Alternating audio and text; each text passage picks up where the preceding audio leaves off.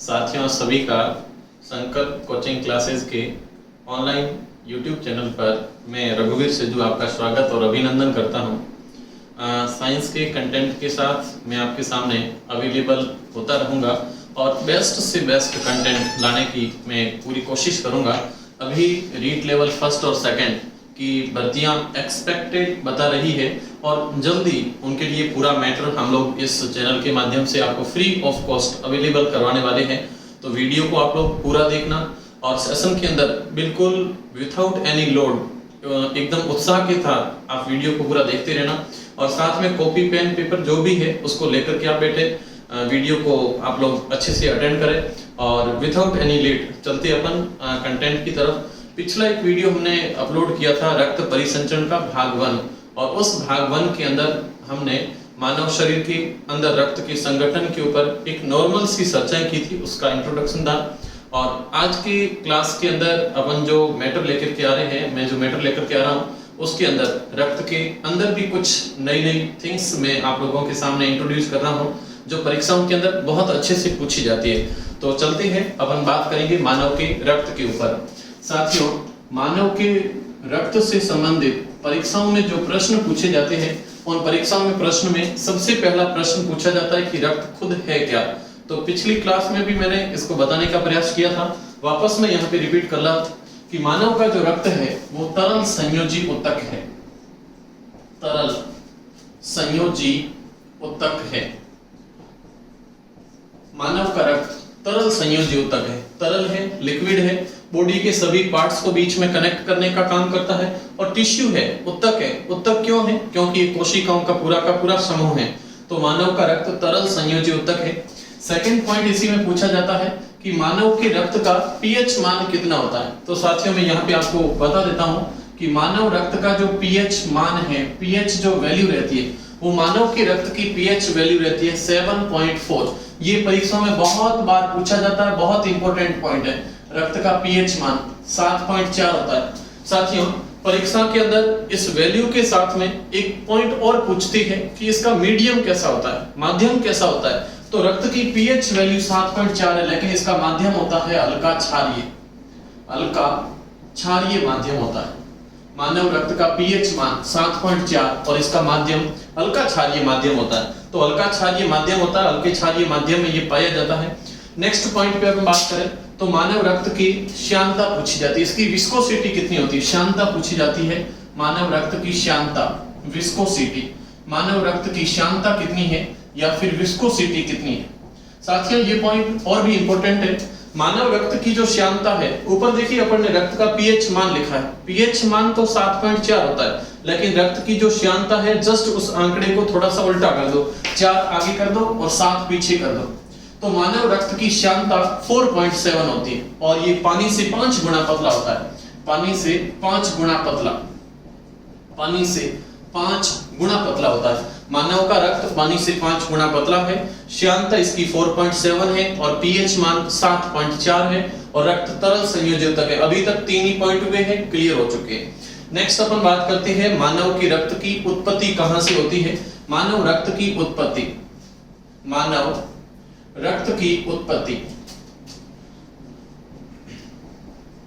रक्त की उत्पत्ति के अंदर अगर बात करें तो रक्त की उत्पत्ति 2 रेफरेंस में पूछी जाती है। मानव रक्त की उत्पत्ति एक तो पूछी जाती है नवजात शिशु में, नवजात शिशु, और दूसरा पॉइंट पूछती है वयस्क अवस्था में। नवजात शिशु और वयस्क 2 पॉइंट में रक्त की उत्पत्ति पूछते हैं। रक्त की उत्पत्ति पे अगर बात करें तो नवजात शिशु में रक्त की जो उत्पत्ति है नवजात शिशु में वो तो होती है प्लीहा में। नवजात शिशु में रक्त की उत्पत्ति प्लीहा में होती है जिसको स्प्लीन के नाम से जानते हैं। मानव रक्त में, मानव रक्त की अगर उत्पत्ति नवजात शिशु में देखें तो वो प्लीहा में होती है या फिर स्प्लीन के अंदर होती है। और नेक्स्ट अगर देखें रक्त की उत्पत्ति अगर वयस्क अवस्था में पूछे अपन तो वयस्क अवस्था में रक्त की जो उत्पत्ति है साथियों वो वयस्क अवस्था में रक्त की उत्पत्ति होती है रेड बोन मैरो के अंदर। ये परीक्षा में कई बार पूछा गया है कि वयस्क अवस्था में रक्त की उत्पत्ति कहां और कैसे होती है। तो लाल अस्थि मज्जा में होती है, लाल अस्थि मज्जा। लाल अस्थि मज्जा या इसको रेड बोन मैरो के नाम से जानते हैं। ये परीक्षा में प्रश्न बहुत बार पूछा जाता है, तो इस पॉइंट को अपन ने क्लियर किया है। नेक्स्ट इसके बाद में अगर बात करें अपन, तो इसी के साथ साथ में और पूछा जाता है कि मानव रक्त की उत्पत्ति किस ऊतक से होती है। देखिए, जब छोटा बच्चा होता है, माँ के गर्भ में होता है, तो उसके शरीर में 3 लेयर होती है, और 3 लेयर की बात करें तो 3 लेयर ऐसे होती है। एक होती है एक्टोडर्म, दूसरी होती है उसमें मीजोडर्म, और तीसरी होती है एंडोडर्म। नवजात शिशु जब माँ के गर्भ में होता है, तो उस शिशु यानी भ्रूण से शिशु का जब परिवर्धन होता है, तो उस प्रोपेगेशन के अंदर शरीर में 3 लेयर का निर्माण होता है, एक्टोडर्म, मीजोडर्म और एंडोडर्म। ये जो बीच की डर्म होती है, मीजोडर्म होती है, बीच की जो त्वचा होती है, टोटल 3 लेयर होती है, 3 परतें पाई जाती है, तो बीच की जो परत होती है मीजोडर्म होती है। इस मीजोडर्म से मानव के रक्त की उत्पत्ति होती है। रक्त की उत्पत्ति नवजात शिशु में और वयस्क में होती कहां से, वो तो ऑर्गन्स का नाम है, लेकिन कौन सी लेयर से होती है, वो अगर लेयर पे बात करें तो यहाँ पे लेयर आती है मीजोडर्म, मध्य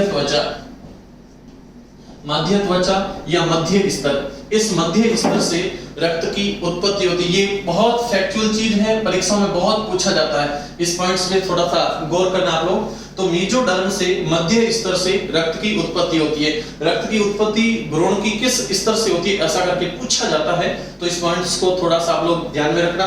तो ये कुछ पॉइंट है जो रक्त के बारे में पूछे जाते हैं। नेक्स्ट अपन कुछ शाखाओं के बारे में पढ़ेंगे। रक्त में या फिर ब्लड से रिलेटेड कुछ शाखाएं पूछी जाती हैं, तो शाखाएं परीक्षाओं के अंदर कौन कौन सी इंपॉर्टेंट रहती है, उन शाखाओं के बारे में बात करते हैं। अगर अपन ब्रांचेज के बारे में बात करें, इस ब्लड से रिलेटेड कुछ ब्रांचेज, साथियों यहाँ पे ब्रांचेज की बात करते हैं, तो ब्रांचेज के अंदर सबसे पहली ब्रांचेज या फिर शाखा है, वो कुछ यूं पूछी जाती है कि विज्ञान की कौन सी शाखा है जिसमें रक्त का अध्ययन किया जाता है। विज्ञान की वह शाखा जिसमें रक्त का अध्ययन करते हैं, रक्त का अध्ययन या फिर रक्त के घटकों का अध्ययन, रक्त के घटकों का अध्ययन। विज्ञान की कौन सी शाखा है जिसमें रक्त के घटकों का अध्ययन किया जाता है। साथियों, इसका आंसर कमेंट सेक्शन में मुझे जल्दी से बताना, विज्ञान की कौन सी शाखा है जिसमें रक्त के घटकों का अध्ययन किया। तो इस प्रश्न का आंसर मुझे कमेंट सेक्शन में जल्दी से दे आप। सेकंड पॉइंट पे अपन बात करते हैं, तो सेकंड पॉइंट यहाँ पे ब्रांच के अंदर एक और पूछा जाता है। प्रश्न पूछते हैं रक्त का जो तरल भाग होता है, रक्त का जो तरल भाग है जिसको प्लाज्मा के नाम से जानते हैं, प्लाज्मा कहते हैं, और प्रश्न आता है कि तरल भाग का अध्ययन क्या कहलाता है। तरल भाग का अध्ययन, मानव शरीर में तरल भाग का अध्ययन क्या कहलाता है, तरल भाग का अध्ययन क्या कहलाता है, ये प्रश्न फिर पूछते हैं। तो जल्दी से आप लोग कमेंट सेक्शन में मुझे आंसर दें 2 प्रश्नों के। रक्त के घटकों का अध्ययन विज्ञान की जिस ब्रांच में किया जाता है, उस ब्रांच का नाम है हेमेटोलॉजी। हेमेटोलॉजी कहते हैं, हेमेटोलॉजी के नाम से जानते हैं। विज्ञान की वह शाखा जिसमें रक्त के घटकों का अध्ययन किया जाता है, साथियों से हेमेटोलॉजी कहते हैं। हेमेटोलॉजी के नाम से जानते हैं। विज्ञान की शाखा जिसमें रक्त के घटकों का अध्ययन करती है, तो उसे हेमेटोलॉजी कहते हैं। और दूसरा पॉइंट है रक्त का तरल भाग, प्लाज्मा भाग, और इस प्लाज्मा भाग का जब अध्ययन करते हैं, तो प्लाज्मा भाग का जब अध्ययन किया जाता है तो इसे सीरोलॉजी कहते हैं। सीरोलॉजी के नाम से जानते हैं। सीरोलॉजी, रक्त के तरल भाग का अध्ययन सीरोलॉजी कहलाता है। तो ये 2 पॉइंट यहाँ पे क्लियर होते हैं, एक है तरल भाग और दूसरा यहाँ पे रहता है तरल भाग के साथ में रक्त के घटकों का अध्ययन। इन 2 पॉइंट्स के साथ में कुछ पॉइंट्स और भी है अपने पास में, उनको अपन क्लियर करते हैं। तो तीसरा पॉइंट यहाँ पे शाखा के अंदर पूछा जाता है, रक्त परिसंचरण का अध्ययन। रक्त परिसंचरण का अध्ययन विज्ञान की किस शाखा में होता है। तो तीसरा पॉइंट आता है रक्त परिसंचरण का अध्ययन। रक्त परिसंचरण का अध्ययन, रक्त परिसंचरण का अध्ययन क्या कहलाता है। रक्त परिसंचरण का अध्ययन, इस प्रश्न का आंसर मुझे जल्दी से देना। रक्त परिसंचरण का अध्ययन विज्ञान की वह शाखा जिसमें ब्लड सर्कुलेशन की स्टडी की जाती है। ब्लड सर्कुलेशन पे बात कर रहा हूं मैं, ट्रांसपोर्टेशन पे बात कर रहा हूं। तो रक्त परिसंचरण का अध्ययन विज्ञान की जिस ब्रांच में होता है, तो उस शाखा का नाम है एंजियोलॉजी।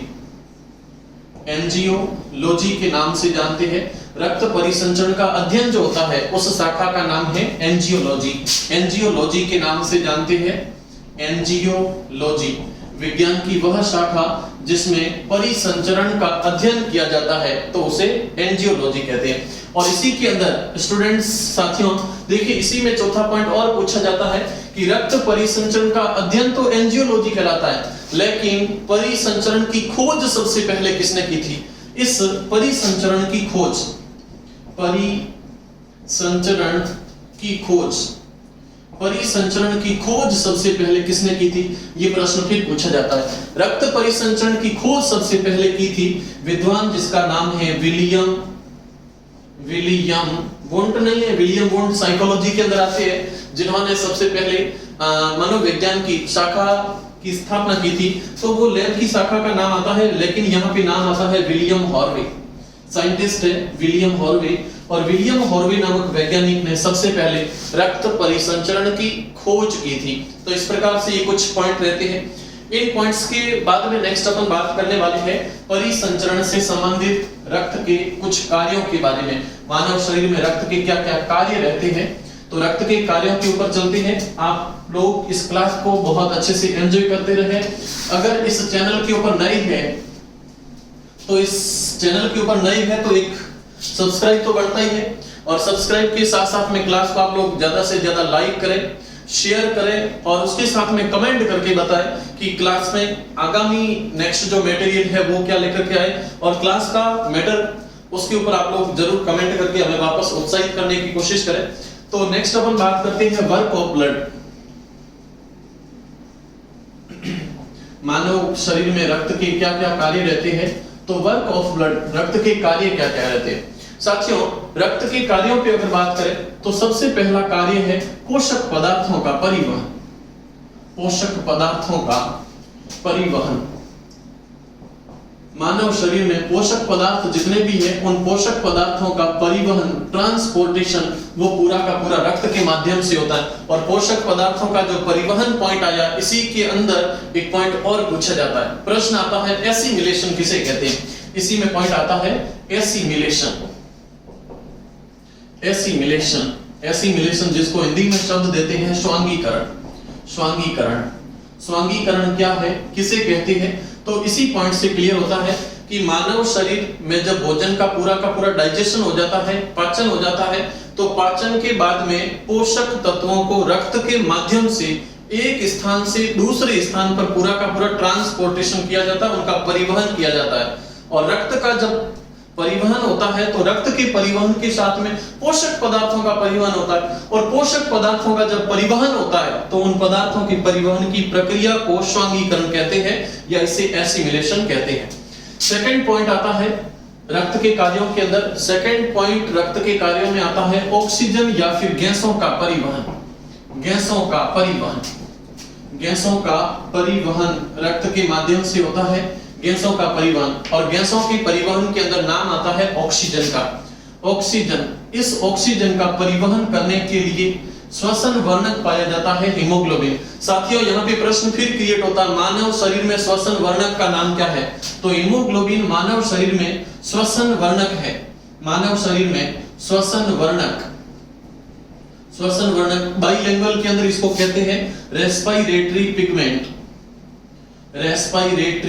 पिगमेंट के नाम से जानते हैं, रेस्पिरेटरी पिगमेंट, श्वसन वर्णक। तो मानव के शरीर में आरबीसी कोशिकाओं में हीमोग्लोबिन पाया जाता है, और हीमोग्लोबिन ऑक्सीजन का परिवहन करता है, और इस प्रकार से 2HbO2 का निर्माण होता है, जिसे ऑक्सी हीमोग्लोबिन के नाम से जानते हैं। तो ऑक्सी हीमोग्लोबिन के नाम से जानते हैं, ये पूरी की पूरी ऑक्सीजन के परिवहन की प्रक्रिया रक्त के माध्यम से होती है। तीसरा पॉइंट आता है मानव शरीर के अंदर पीएच को नियंत्रित करना। मानव शरीर का जो पीएच मान है, वो पीएच मान एक एग्जैक्ट वैल्यू है जिसको याद रखना आप लोग। मानव के शरीर का आंतरिक जो पीएच मान है वो 7.0 से 7.8 के बीच में होता है, 7.0 से 7.8 के बीच में होता है। और मानव के शरीर में जो पीएच वैल्यू है उसको नियंत्रित रखने का कार्य रक्त करता है। इसके बाद में अगला पॉइंट आता है रक्त के साथ साथ में इसमें अगला पॉइंट रहता है तापमान को नियंत्रित करना। मानव शरीर का जो टेम्परेचर है उस टेम्परेचर को कंट्रोल करने का कार्य मानव का रक्त करता है। और टेम्परेचर परीक्षाओं के अंदर पूछा भी जाता है, तो टेम्परेचर एक तो होता है 37 डिग्री सेल्सियस। मानव के बॉडी का टेम्परेचर कंट्रोल होता है रक्त के माध्यम से, और टेम्परेचर होता कितना है तो 37 डिग्री सेंटीग्रेड होता है। दूसरा इसी में आता है 98.6 डिग्री फ़ारेनहाइट। ये परीक्षा में दूसरा पॉइंट फिर पूछते हैं, अगर केल्विन में पूछ ले तो मानव के शरीर का तापमान क्या होगा? यस कमेंट सेक्शन में मुझे जल्दी बताएं। केल्विन में मानव शरीर का तापमान, केल्विन में मानव शरीर का तापमान होता है 310 केल्विन। तो ये तीन आंकड़े रहते हैं मानव के शरीर के तापमान के बारे में। टेम्परेचर को कंट्रोल करने का कार्य रक्त करता है। अगले अगर पॉइंट पे आए 5 नंबर पे, तो 5 नंबर पे मैं आ रहा हूं और 5 नंबर पे पॉइंट आता है कि जितने भी प्रतिरक्षी पदार्थ है, एंटीबॉडीज है, एंटीबॉडी, उन एंटीबॉडी को निर्मित करने का कार्य मानव का रक्त करता है। एंटीबॉडी प्रतिरक्षी पदार्थों का निर्माण, प्रतिरक्षी जितनी भी है, एंटीबॉडी जितनी भी है, उन प्रतिरक्षी पदार्थों को निर्मित करने का कार्य रक्त करता है। नेक्स्ट पॉइंट पे बात करें तो अपने शरीर में जितने भी हार्मोन्स है, जितने भी हार्मोन्स बनते हैं उनको एक पोजीशन से, एक स्थान से दूसरे स्थान पर ट्रांसपोर्ट करने का कार्य मानव का रक्त करता है। तो हार्मोनों का परिवहन भी इसी के माध्यम से होता है। हार्मोन का परिवहन, ये कुछ रक्त के कार्य रहते हैं। देखना एक बार वापस, सबसे पहला पॉइंट आया है पोषक पदार्थों में स्वांगीकरण। ये स्वांगीकरण परीक्षाओं में पूछा जाता है। स्वांगीकरण क्या है? तो पोषक पदार्थों का रक्त के माध्यम से एक स्थान से दूसरे स्थान तक जो परिवहन होता है उसको स्वांगीकरण कहते हैं। दूसरा पॉइंट आता है इसमें गैसों का परिवहन। गैसों के परिवहन में इस संरचना का नाम पूछते हैं। जब ऑक्सीजन हीमोग्लोबिन के साथ में कनेक्ट हो जाती है उस संरचना को क्या कहते हैं? तो नाम आता है ऑक्सी हीमोग्लोबिन। बाकी जितना भी वातावरण में प्रदूषण है, प्रदूषण में कार्बन मोनोऑक्साइड ज्यादा है, और कार्बन मोनोऑक्साइड जब आकर के हीमोग्लोबिन से जुड़ती है तो लैग हीमोग्लोबिन का निर्माण होता है, जिससे शरीर में दम घुटने लगता है। तीसरा पॉइंट यहाँ पे देखिए, दूसरे पॉइंट में श्वसन वर्णक भी पूछा है। श्वसन वर्णक, मानव शरीर में जो श्वसन वर्णक है वो रहता है हीमोग्लोबिन, और रेस्पिरेटरी पिगमेंट के नाम से जानते हैं। और इस हीमोग्लोबिन का जो केंद्रीय तत्व है वो Fe2+ है। फेरस आयन परीक्षा में खूब पूछा जाता है। मानव शरीर का पीएच मान कितना है? तो याद रखना 7.0 से 7.8 के बीच में है। तापमान भी अगर पूछे तो तापमान ब्लड से कंट्रोल होता है और 37 डिग्री सेंटीग्रेड या 98.6 डिग्री फ़ारेनहाइट है। केल्विन में पूछे तो 310 केल्विन होता है। प्रतिरक्षी पदार्थों का निर्माण रक्त के माध्यम से होता है, और हार्मोनों का परिवहन भी रक्त के माध्यम से होता है। और शरीर में जितने भी उत्सर्जी पदार्थ हैं, एक्सक्रीटरी मटेरियल है, उनको शरीर से बाहर निकालने का कार्य भी रक्त करता है। तो सातवां कार्य हो जाता है उत्सर्जी पदार्थों का, उत्सर्जी पदार्थ जितने भी है उनको शरीर से बाहर निकालने का कार्य, उत्सर्जी पदार्थों को बाहर निकालने का कार्य रक्त करता है। तो ये रक्त के कुछ कार्य हो जाते हैं। इससे पहले अपन ने रक्त की कुछ शाखाओं के बारे में पढ़ा था। अपन ने रक्त की शाखाओं में जैसे हीमेटोलॉजी आती है, इसी में एंजियोलॉजी है जिसमें शाखा का अध्ययन है।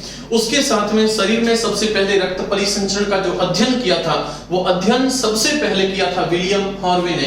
तो ये कुछ पॉइंट्स थे जिनके ऊपर अपन ने चर्चाएं की है। इसके बाद में मैं नेक्स्ट पॉइंट के ऊपर बात कर रहा हूं जिसमें कुछ पॉइंट्स और भी पूछे जाते हैं और बहुत ही स्पेशली है, परीक्षाओं की दृष्टि से बहुत इंपॉर्टेंट रहते हैं।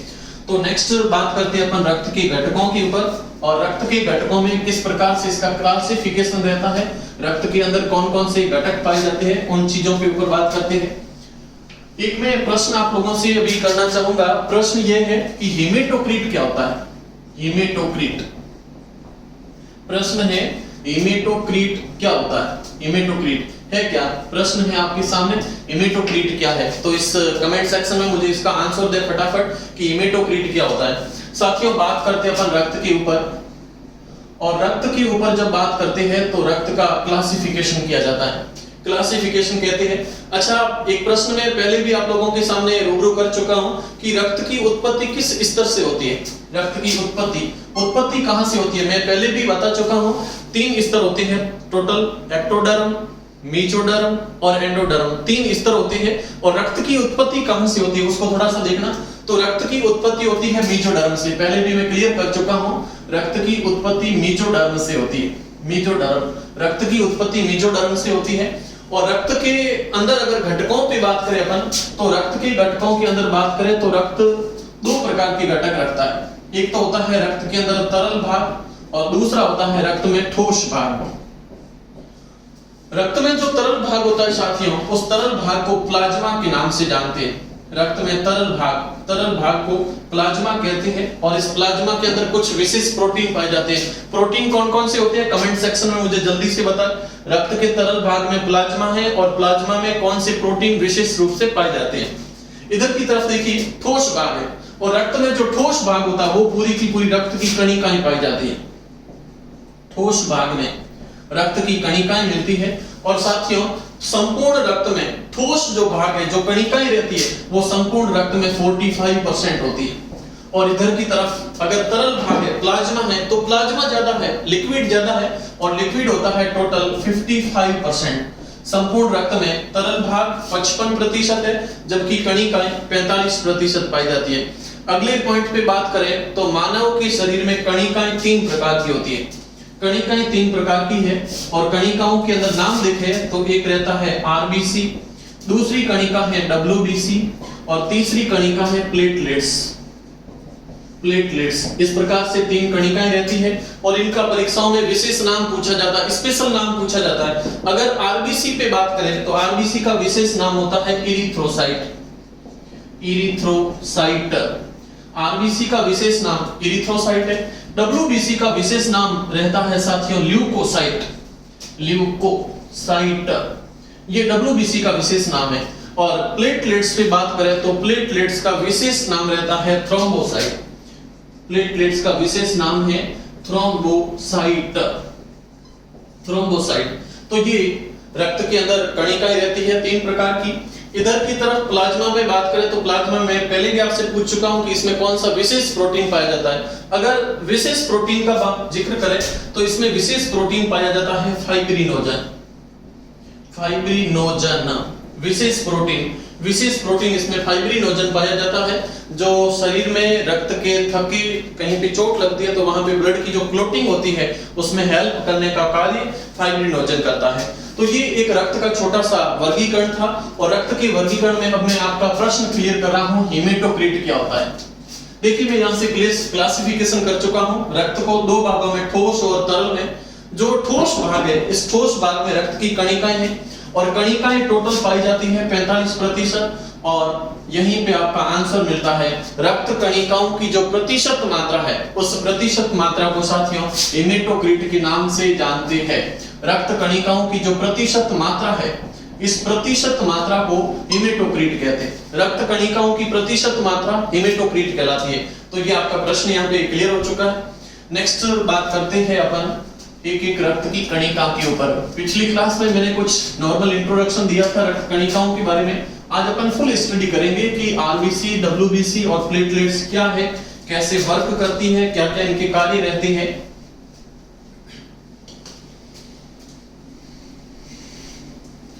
क्लास को आप लोग फुली एंजॉय करें, क्लास को फुल एंजॉय करें, और एंजॉय के साथ में निश्चिंत होकर के आराम से क्लास को एंजॉय करें। तो नेक्स्ट अपन बात कर रहे हैं आरबीसी के बारे में। आरबीसी पे चर्चा करें।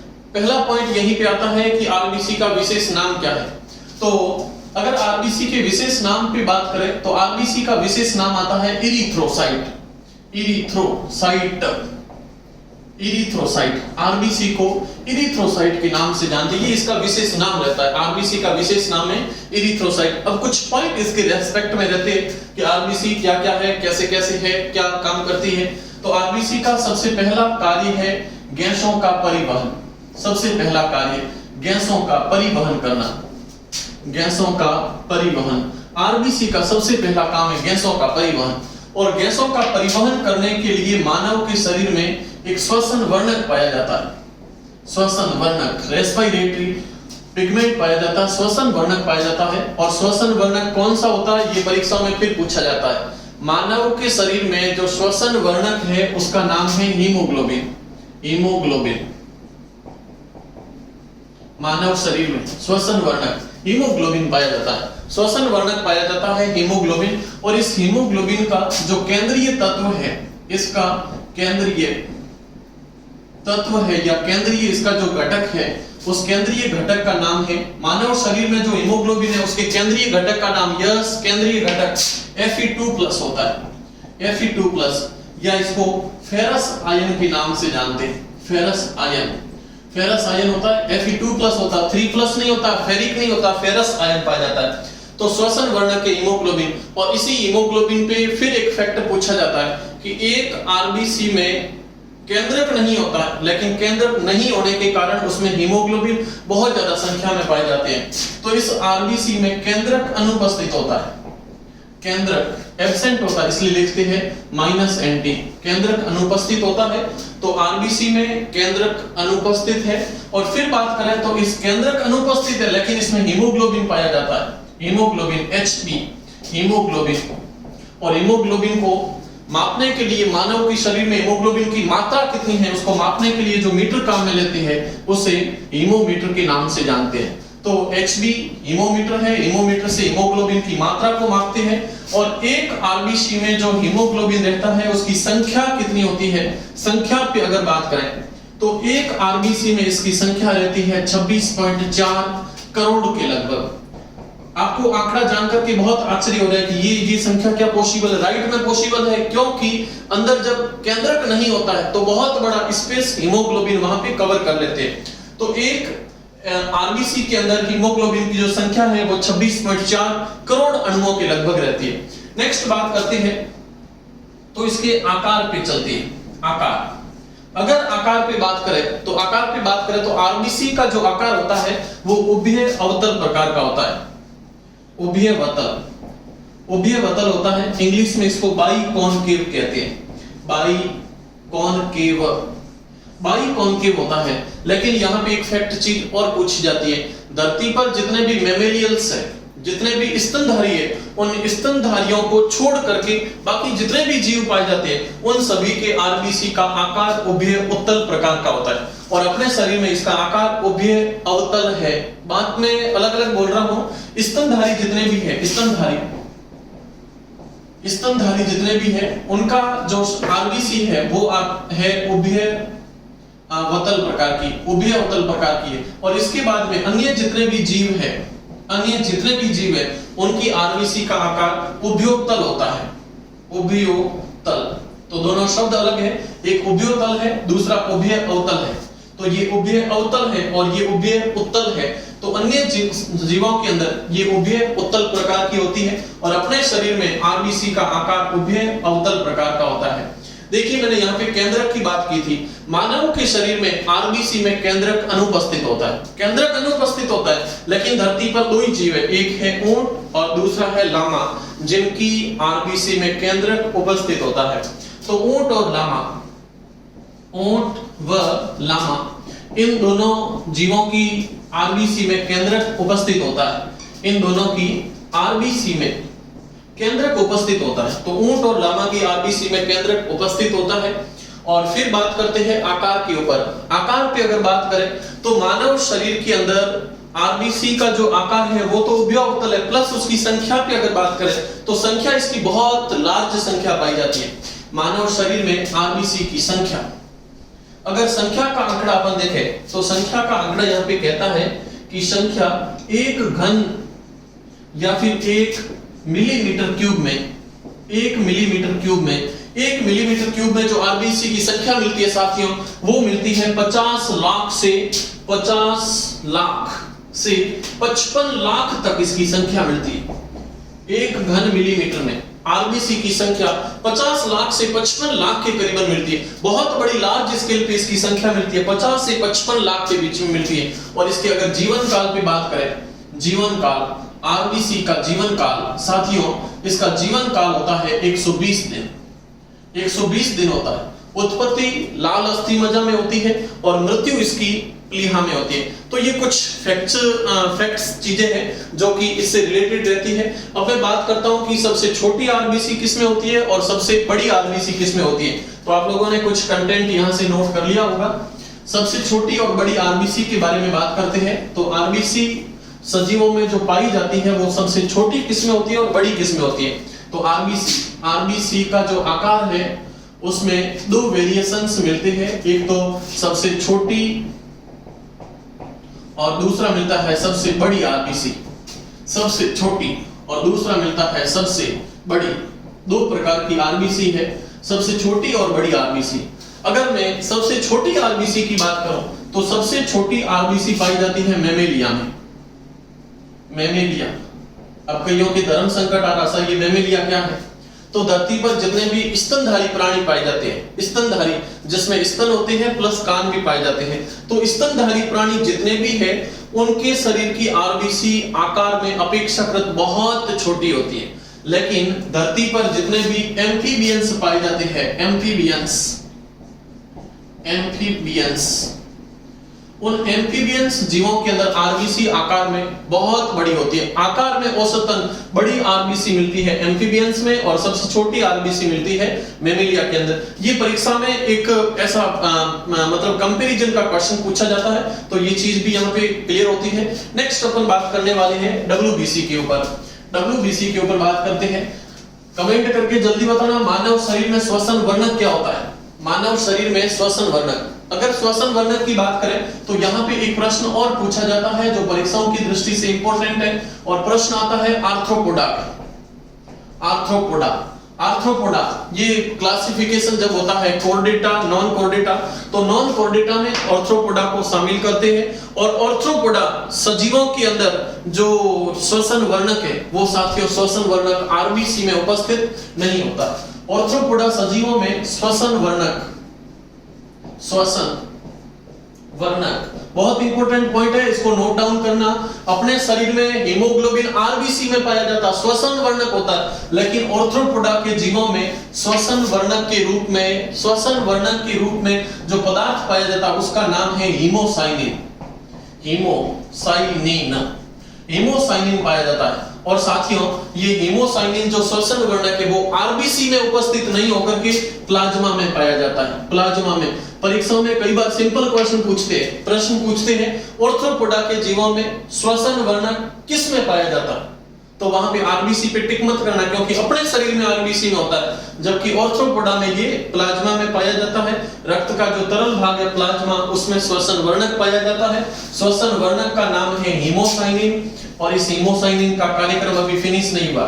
इसमें एक प्रश्न और पूछते हैं, अपने शरीर में हीमोग्लोबिन का केंद्रीय घटक फेरस आयन होता है। फेरस आयन होता है जो अभी मैंने यहाँ पे लिखा था Fe2+ के रूप में होता है, Fe2+, फेरस आयन होता है। लेकिन इस हीमोसाइनिन का जो केंद्रीय घटक है वो कॉपर आयन होता है। कॉपर आयन Cu+ के रूप में रहता है, Cu+, जिसको कॉपर आयन कहते हैं या इसको क्यूप्रस कहते हैं, क्यूप्रस आयन। क्यूप्रस आयन देखिए क्लास के अंदर बहुत गुड चीजें मैं लेकर के आ रहा हूं और ये परीक्षाओं की दृष्टि से बहुत इंपॉर्टेंट है। एकेडमिक क्लास है नहीं, कंपटीशन क्लास है। कंपटीशन क्लासों के अंदर बेस्ट से बेस्ट मेथड जो रहते हैं वो सारी की सारी चीजें यहाँ पे है। तो आज की क्लास को नेक्स्ट अपन लेकर के चलते हैं डब्ल्यूबीसी के ऊपर। ये आरबीसी का पूरा सिस्टम्स था। नेक्स्ट अपन डब्ल्यूबीसी पे चर्चा कर रहे हैं। डब्ल्यूबीसी क्या है, कैसे वर्क कर रही है, कैसे कैसे इसकी संख्या होती है। आरबीसी का जो विशेष काम है वो अपने शरीर के अंदर ऑक्सीजन का परिवहन है, ऑक्सीजन का परिवहन करती है। सबसे छोटी आरबीसी पाई जाती है मैमेलिया में और सबसे बड़ी आरबीसी पाई जाती है, सबसे बड़ी आरबीसी यस एम्फीबियंस के अंदर, सबसे छोटी मैमेलिया में पाई जाती है। हीमोग्लोबिन का मापन किस यंत्र से होता है? Very good, very good. Haemoglobin का मापन हीमोमीटर के माध्यम से होता है। कौन से सजीव है जिनकी आरबीसी में केंद्रक उपस्थित होता है? तो यहाँ पे आंसर दो ही रहेंगे, एक तो ऊंट है और दूसरा लामा पाया जाता है। नेक्स्ट अपन बात करते हैं डब्ल्यूबीसी के ऊपर। डब्ल्यूबीसी वही फर्स्ट बात, आरबीसी का विशेष नाम इरिथ्रोसाइट, डब्ल्यूबीसी का विशेष नाम है ल्यूकोसाइट। ल्यूकोसाइट, डब्ल्यूबीसी का विशेष नाम ल्यूकोसाइट। अब कार्य क्या है तो अपन कार्य से स्टार्ट करते हैं। डब्ल्यूबीसी का सबसे पहला कार्य है रोगाणुओं से सुरक्षा।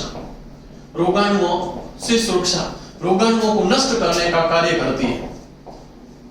रोगाणुओं को नष्ट करना, मानव शरीर में जितने भी रोगाणु आकर के प्रवेश करते हैं उन रोगाणुओं को नष्ट करने का कार्य डब्ल्यूबीसी करती है। इसलिए डब्ल्यूबीसी को शरीर की रक्षक सेना कहते हैं, डिफेंस आर्मी के नाम से जानते हैं, इसलिए इसे शरीर की रक्षक सेना कहते हैं। रक्षक सेना, रक्षक सेना के नाम से जानते हैं या इसको डिफेंस आर्मी कहते हैं। डिफेंस आर्मी, डिफेंस आर्मी के नाम से जानते हैं, रक्षक सेना के नाम से जानते हैं, रक्षक सेना कहलाती है। WBC शरीर की रक्षक सेना कहलाती है। नेक्स्ट अगर पॉइंट पे बात करें तो इसमें केंद्रक उपस्थित होता है, केंद्रक उपस्थित होता है, केंद्रक उपस्थित है। लेकिन इस WBC में जो हीमोग्लोबिन होता है, HB होता है, ये HB अनुपस्थित होता है, HB अनुपस्थित होता है। साथियों HB पे कई बार परीक्षा में मात्रा पूछते हैं, तो वयस्क अवस्था में 100 ml जो रक्त है उसमें हीमोग्लोबिन की मात्रा 12 से 16 ग्राम होती है, 12 से 16 ग्राम। वयस्क अवस्था में 100 ml रक्त में हीमोग्लोबिन की मात्रा 12 से 16 ग्राम के लगभग होती है। तो हीमोग्लोबिन इसमें अनुपस्थित है, केंद्रक उपस्थित होता है, शरीर की रक्षक सेना है और रोगाणुओं को नष्ट करने का कार्य करती है। फिर इसमें बात की जाए तो इसमें परीक्षाओं में प्रश्न पूछते हैं संख्या के बारे में और संख्या के साथ साथ में जीवन काल पे। अगर संख्या पे बात करें तो 1 मिलीमीटर क्यूब में WBC की जो संख्या है वो संख्या रहती है 6000 से 8000 के लगभग इसकी संख्या मिलती है। तो 6000 से 8000 तक इसकी संख्या पाई जाती है। 6000 से 8000 1 मिलीमीटर क्यूब में इसकी संख्या मिलती है। लेकिन फिर बात की जाए तो इसका जीवन काल कितना होता है? जीवन काल साथियों, अगर जीवन काल की बात करें तो WBC का जो जीवन काल है वो WBC का जीवन काल मिलता है 4 से 7 दिन, 4 से 7 दिन के लगभग इसका जीवन काल मिलता है। तो ये कुछ WBC के बारे में फैक्चुअल चीजें हैं। और WBC RBC का एक रेशियो पूछा जाता है, अनुपात पूछा जाता है। तो अनुपात के बारे में कुछ मैं पॉइंट कर रहा हूं, आप लोग क्लास को साथ साथ में नोट डाउन करते जाए और जैसे मैं यहां से इरेज करता हूं तो इरेज करने पर आप लोग फटाक से स्क्रीनशॉट ले लें। टेक्नोलॉजी के जमाने में सारी चीजें संभव है, सारी चीजें आप जो भी अपने माइंड में पॉसिबल करके सोच रहे हो वो सारी चीजें ऑलरेडी धरती पर एक्सप्लेन हो रही है, लोग उसका यूज कर रहे हैं। तो नेक्स्ट बात करते हैं RBC और WBC का कंपैरिजन।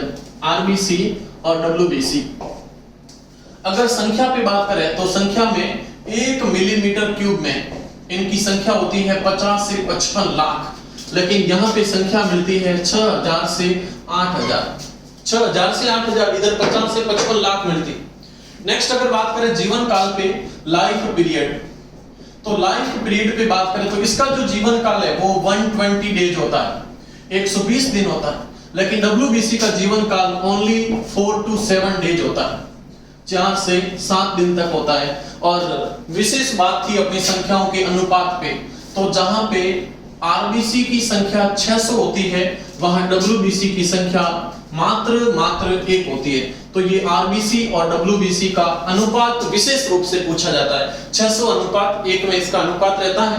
तो ये WBC का पूरा सिस्टम था। WBC का जो वर्गीकरण है वो पिछली क्लास में मैंने थोड़ा इंट्रोड्यूस किया था, परीक्षाओं के अंदर ज्यादा नहीं पूछा जाता इसलिए मैं वापस उसको नहीं ला रहा हूं। लेकिन एक पॉइंट इसमें रहता है कि मानव शरीर में WBC अलग अलग टाइप्स की है। तो प्रश्न आता है सबसे ज्यादा संख्या में कौन सी WBC पाई जाती है? सबसे ज्यादा संख्या में अगर बात करें तो सर्वाधिक मात्रा में पाई जाती है न्यूट्रोफिल। ये WBC का एक प्रकार रहता है, WBC का प्रकार है जिसका नाम है न्यूट्रोफिल, और वो शरीर के अंदर सर्वाधिक मात्रा में पाई जाती है, सबसे अधिक मात्रा में पाई जाती है।